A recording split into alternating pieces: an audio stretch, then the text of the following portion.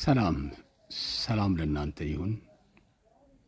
ዛሬ እግዚአብሔር ስለ ማርያምና ስለ ማርታ የሚናገረውን ሐሳብ ላካፍላችሁ መጣሁኝ። በጣም የሚገርም ሐሳብ ነው። ማርያምና ማርታ የአልዓዛር እህት ማማቾች ናቸው ሁለቱም። ኢየሱስ ደግሞ እነ አልዓዛር ቤት አይጠፋም ነበረ። ቤተኛ ነው፣ ይመጣል፣ ይጠይቃል። ነገር ግን አልዓዛር ከታመመ በኋላ እንዲጸልይለት ኢየሱስ እንዲፈውሰው ብዙ ጊዜ መልእክተኛ ላኩት። ኢየሱስ ግን ሊመጣ ሊገኝ አልቻለም። ምክንያቱም በእግዚአብሔር ፍቃድ የሚመራ ሰው ስለነበረ ኢየሱስ በዛ ስፍራ አልነበረም።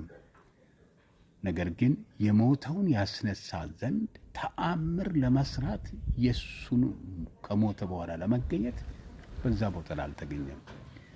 አልዓዛር ሞተ ብለው ደግሞ ላኩ። ለቅሶ ላይ ቁጭ ብለዋል፣ አዝነዋል፣ ወንድማቸውን አጥተዋል። ኢየሱስ ይመጣል እንደዛ ብለው ጠበቁት።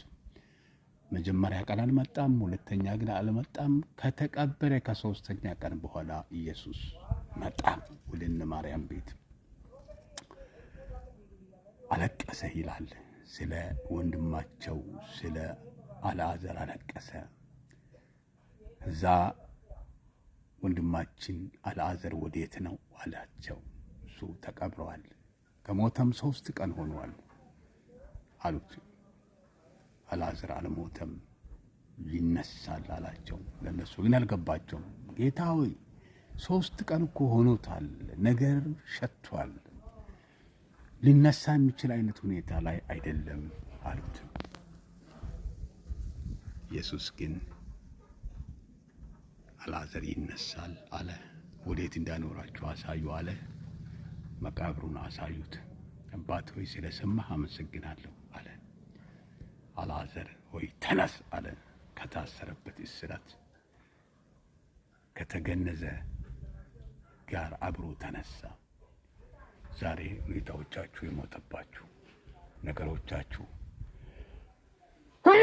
በተለያየ አይነት ሁኔታ ችግር ውስጥ ያላችሁ አይነት ቴል ዩ ዘ ጉድ ኒውስ። ዛሬ ነገሮቻችሁ ይነሳል። የሸተተ ነገራችሁ፣ የሞተ ነገራችሁ፣ ተስፋ የቆረጣችሁበት ነገር ዛሬ ይነሳል። ማን ስለሚመጣ? ኢየሱስ። ስለዚህ የሞተባችሁ ነገር ይነሳል። እንደ አልዓዛር በእግዚአብሔር ታመኑ።